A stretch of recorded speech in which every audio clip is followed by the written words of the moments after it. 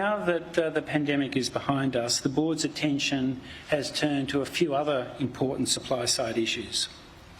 And the first of these is the balance of supply and demand in the housing market. As rents make up 6% of the CPI, what happens to rents can have a significant influence on overall inflation and on people's living standards. As you can see in this graph, over recent years, the growth in the number of dwellings in Australia has exceeded growth in our population. This was especially so during the pandemic, when population growth slowed to its lowest pace since the First World War.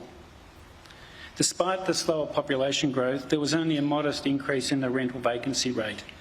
This is primarily because the demand for residential floor space increased as people work from home and the average number of people living in each household fell.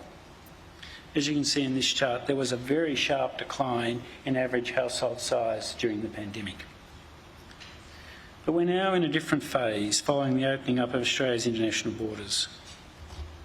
Population growth has picked up very sharply, and it now seems likely that the annual rate of population growth will soon be around 2%. As you can see in that chart, that is close to the peak reached during the resources boom. In contrast to this strong growth in demand for housing, the expansion of the supply side of the housing market is expected to be fairly modest. It takes a long time for housing supply to respond fully to shifts in population growth.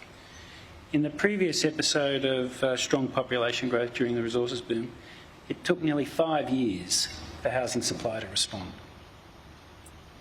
One possible adjustment over the next short period of time is that the average number of people living in each dwelling might increase, reversing the pandemic period fall. If that were to happen, it would reduce the overall demand for new dwellings.